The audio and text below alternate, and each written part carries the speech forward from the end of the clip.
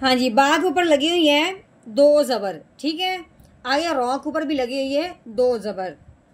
अब दो ज़बर हों या दो ज़ेर हों, ज़ेर कहते हैं जो हरफ के नीचे हों, या दो पेश हों, इस तरह उल्टे गोल गोल बने होते हैं, ठीक है। दो ज़बर हों, दो ज़ेर हों या दो पेश हों, उसको तनवीन कहते हैं, ठीक है। अगर तो दो ज़बर हों, क्योंकि यहाँ पे दो ज़बर हैं तो हम यहाँ पे दो ज़बर की बात करेंगे।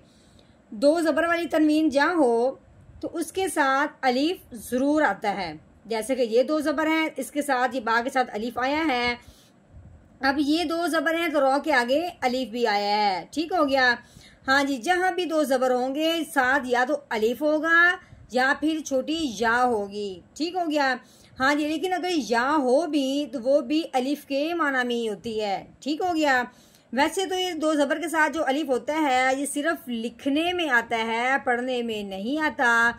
लेकिन साथ अगर वक़फ़ आ जाए तो फिर वो पढ़ने में भी आ जाता है वक़फ़ की सूरत में, ठीक हो गया।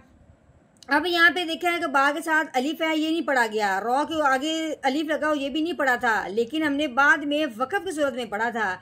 जैसे कि पहले हमने पढ़ा है रो दो ज़बर रॉन, वक़फ़ की सूरत में एक ज़बर को हमने हटा देना है वक़फ़ की वजह से, तो पीछे एक ज़बर और अलीफ रह जाएगा। तो अलीफ से पहले हरफ पे जब ज़बर आ जाती है तो पहले वाले हरफ को अलीफ के साथ मिलाते हुए एक अलीफ के बराबर लंबा करते हैं। तो अब दो ज़बर में से जब एक ज़बर रहेगी तो फिर क्या बन जाएगा, आगे वक़फ़ यासीरो, यासीरो, यानी कि रो अलीफ ज़बर रो, एक ज़बर के साथ हरफ इसी तरह पढ़ा जाएगा। ये तो हमने सिर्फ दो ज़बर की बात की है। आप मुकम्मल आयत पढ़ें, सुने, इंशाल्लाह आपको एक एक बात में तफसील और वज़ाहत मालूम होगी। नहमदुहु व नसल्ली अला रसूलिहिल करीम, अम्मा बाद फ़अऊज़ु बिल्लाहि मिनश्शैतानिर रजीम, बिस्मिल्लाहिर रहमानिर रहीम। अस्सलामु अलैकुम व रहमतुल्लाहि व बरकातुहू। उम्मीद है आप सब खैरियत से होंगे। इंशाल्लाह जहाँ होंगे ईमान और सेहत की नेमत से माला माल होंगे। हाँ जी, तो आगाज़ करते हैं हम अपने आज के सबक का दुआओं के साथ। तो चलिए शुरू करते हैं। अल्लाहुम्मा सल्ली अला सय्यिदिना व मौलाना मुहम्मदिन व अला आलि सय्यिदिना व मौलाना मुहम्मदिन व बारिक व सल्लिम। रब्बि इश्रह ली सदरी व यस्सिर ली अमरी वहलुल उक़दतम मिन लिसानी यफ़क़हू क़ौली। Rabbi ज़िदना इल्मा, rabbi ज़िदना इल्मा, rabbi ज़िदना इल्मा।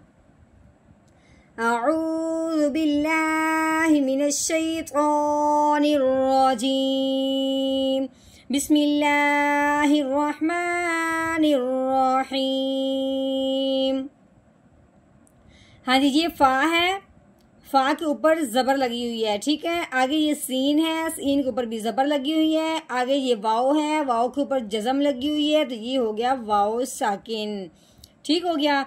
जिस हरफ के ऊपर भी जज़म आती है उस हरफ को साकिन कहते हैं, और हर साकिन हरफ हो जो वो पिछले वाले को अपने साथ मिलाता है।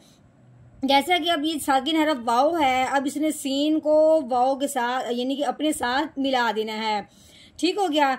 हर साकिन हरफ यूं ही करता है, यूं ही होता है। लेकिन जब वाव साकिन हो उससे पहले हरफ पे ज़बर आ जाए तो पहले वाले हरफ ने उसके साथ मिलना तो है ही, तो साथ साथ हमने उसको नरमी से पढ़ना है, खींच के बिल्कुल नहीं पढ़ना, ठीक है। जब भी वाव साकिन हो और उससे पहले हरफ पे ज़बर आ जाए तो हमने इसी तरह ही नरमी से अदा करना है, बगैर खींचे पढ़ना है। तो कैसे पढ़ेंगे, फा ज़बर फा, सीन वाव ज़बर सौ, फसौ, फा ज़बर फा, फसौफा। हाँ जी, आगे ये या है, या के ऊपर पेश लगी हुई है, या पेश यू। हा के ऊपर ज़बर लगी हुई है, इसके आगे क्या है, अलीफ है, ठीक है। ये बात आपने ज़हन में रखनी है, अलीफ से पहले हरफ पे जब ज़बर आ जाए, अलीफ से पहले हरफ पे जब ज़बर आ जाए तो उस हरफ को एक अलीफ के बराबर लंबा करते हैं अलीफ के साथ मिलाते हुए। तो कैसे मिलाएंगे, हा, अलिफ ज़बर हा, यूहा। सीन इसके ऊपर ज़बर है, बा के ऊपर पेश है। सीन ज़बर सा, यूहा सा, बा पेश बू, यूहा साबू।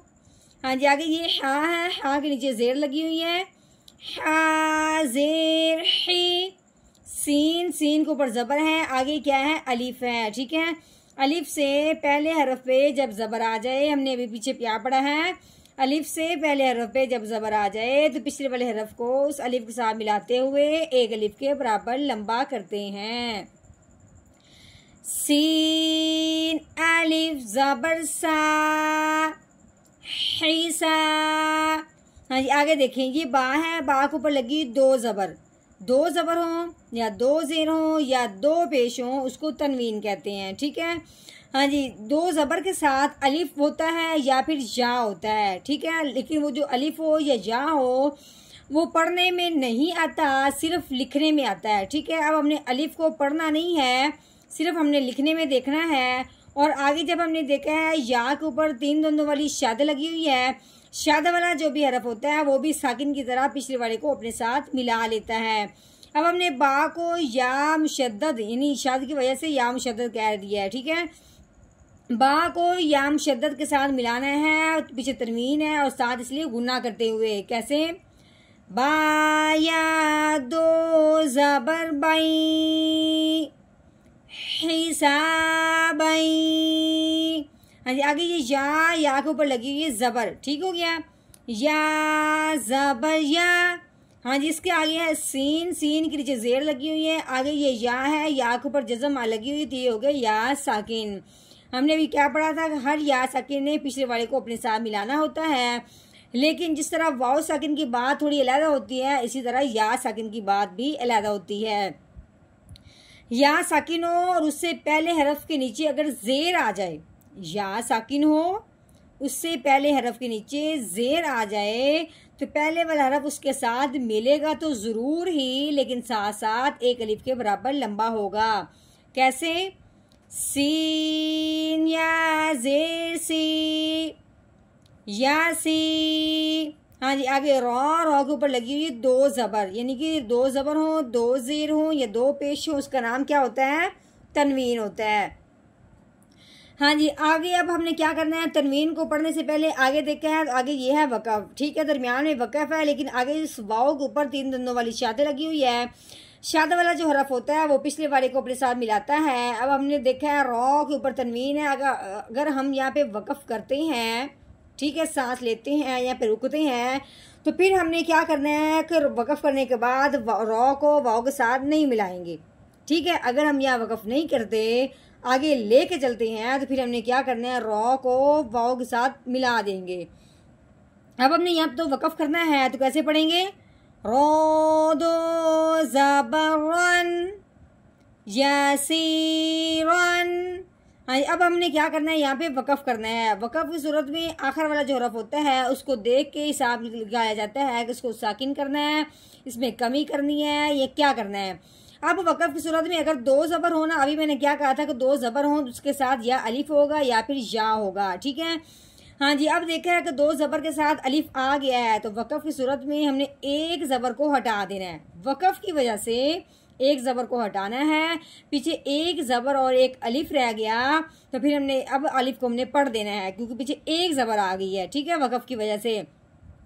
हाँ जी, हमने क्या पढ़ा था कि अलिफ आ जाए और उससे पहले हरफ के ऊपर ज़बर आ जाए तो पहले वाले हरफ ने अलिफ के साथ मिलते हुए एक अलिफ के बराबर लंबा होना है। तो अब वक़फ़ की सूरत में हम क्या पढ़ेंगे, पहले हमने पढ़ना है यसीरन, आगे वक़फ़ यसीरो, यसीरो।